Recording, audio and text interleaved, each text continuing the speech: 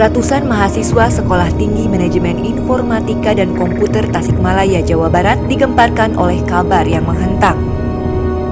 Kemendikbudristek telah mencabut izin pendirian kampus tempat mereka menimba ilmu. Salah seorang mahasiswa yang meminta identitasnya disamarkan mengaku kaget mendengar informasi tersebut. Ia kalut lantaran studinya di program Teknik Informatika sudah masuk semester 6 dan bersiap mengikuti program kerja praktik. Kabar yang diterimanya pada Jumat 24 Maret 2023 itu membuat perjuangannya selama hampir 3 tahun terasa ambruk seketika. Langkahnya terasa lunglai. Setiap waktu ia ikuti percakapan di grup kampus, berharap ada informasi yang menenangkan. Sebenarnya sejak beberapa waktu lalu ia sudah mendengar desas-desus tidak bagus yang terjadi di kampusnya, tapi bukan tentang pencabutan izin. Ada banyak hal yang membuatnya resah, terutama soal namanya yang tidak terdaftar di Pangkalan Data Pendidikan Tinggi Kemdikbud. Bertahun-tahun kuliah, tapi ternyata tidak terdaftar. Saat ia memasukkan nomor pokok mahasiswa miliknya ke laman PD Dikti Kemdikbud, namanya tidak muncul dalam layar. Ia resah, khawatir dirinya tidak terdaftar sebagai mahasiswa.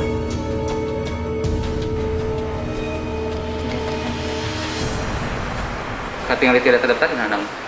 Upami muncul ini teh, kedah aya nama kita, misalkan status aktif atau sudah lulus. Nanti di sini ada ininya Kak, apa? Semesterannya, misalkan semester 1 20 SKS, berapa SKS? Ini nggak ada ya? Nggak ada.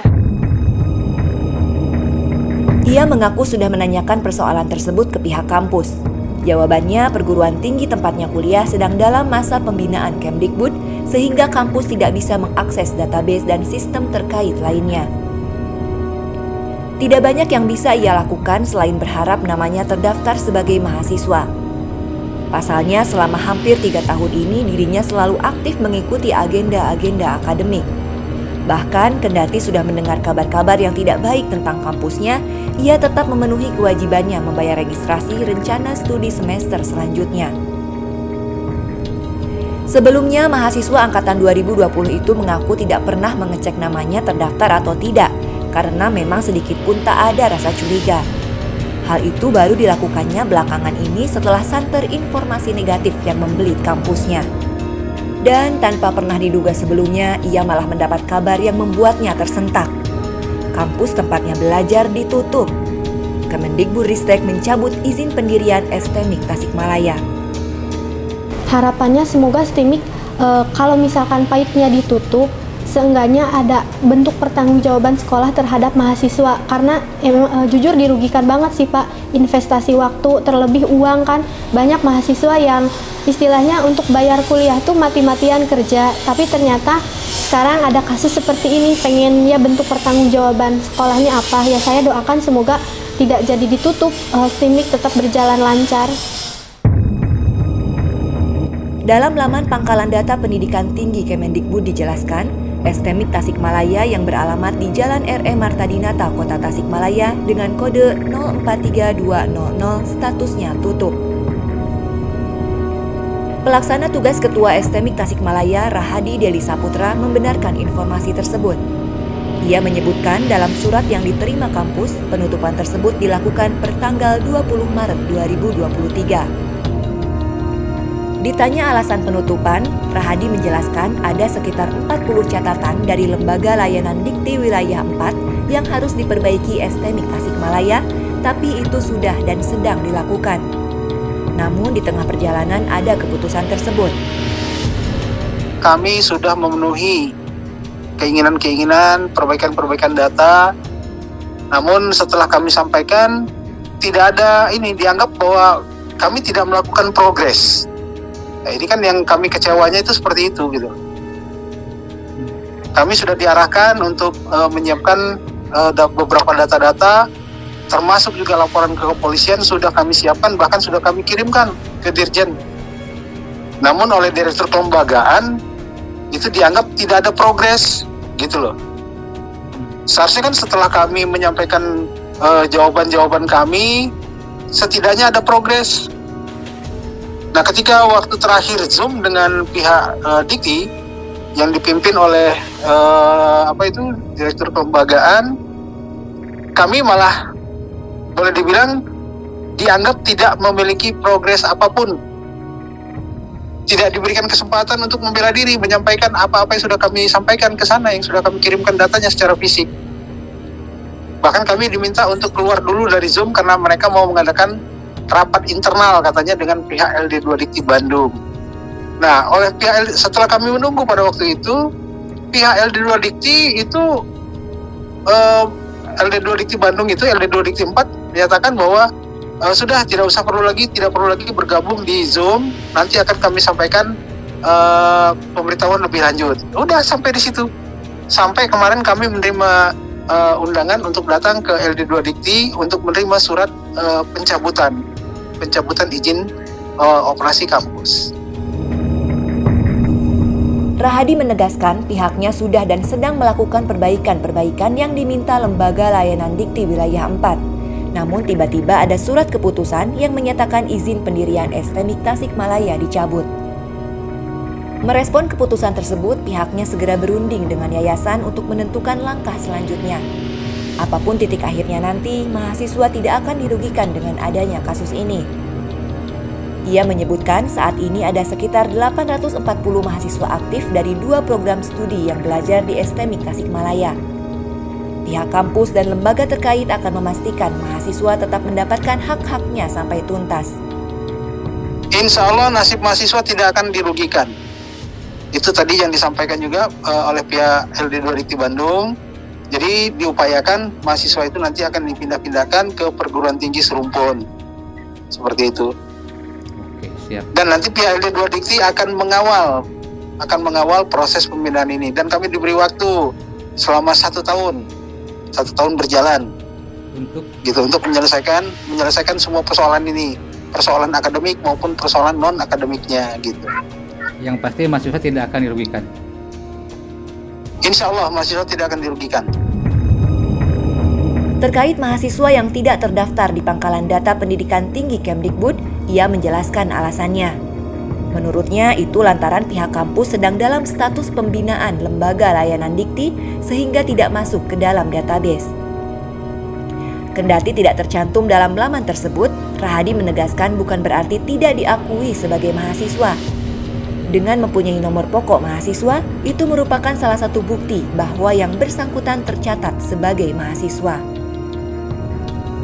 Nama-nama yang tidak terdaftar itu bukan berarti dia tidak terdaftar, belum terinputkan ke sistem Porlab itu karena keburu kami masuk dalam ranah pembinaan.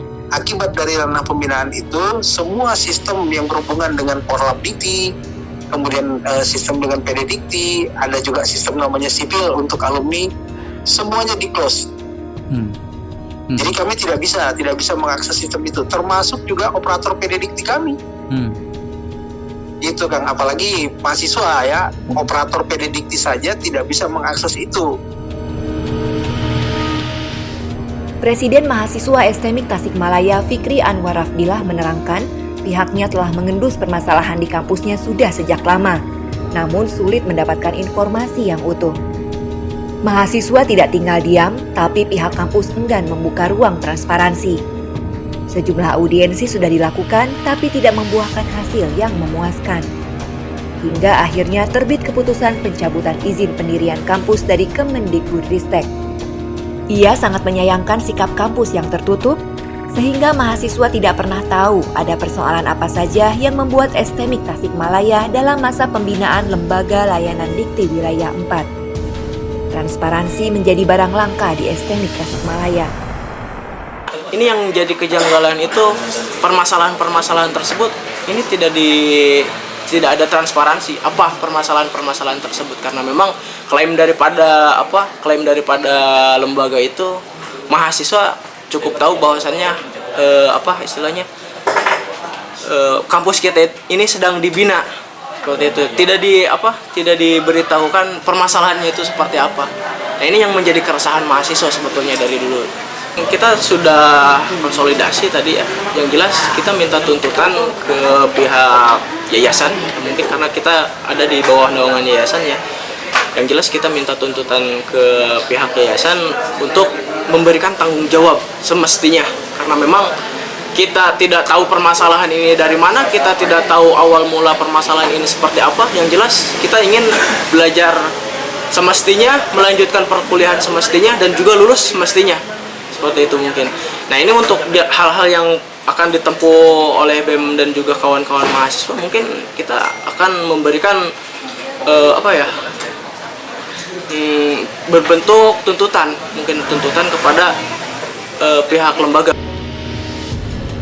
Dikonfirmasi, pelaksana tugas Ketua STMIK Tasikmalaya Rahadi Deli Saputra mengaku tidak bisa merinci secara detail alasan Lembaga Layanan Dikti Wilayah 4 memberikan pembinaan kepada kampusnya.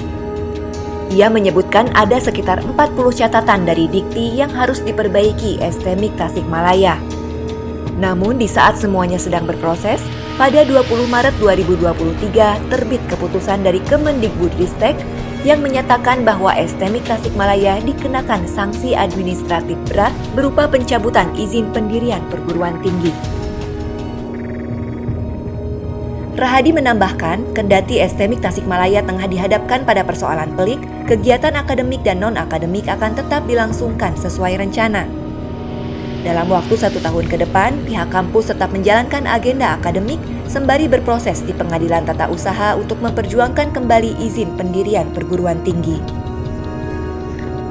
Kalaupun nanti misalnya pil pahit yang harus kami terima, misalnya nanti di PTUN, seandainya ini, kami tidak berharap seperti itu ya, seandainya nanti misalnya di PTUN keputusan inkrahnya menyatakan bahwa kampus STMIK total harus ditutup, berdasarkan pengadilan tentunya ya, kalau sudah ke PTUN kan gitu ya, ya artinya kami harus sudah mulai mempersiapkan juga dalam 1 tahun ini memindahkan mahasiswa ke rumpun yang sama dengan prodi kami, gitu.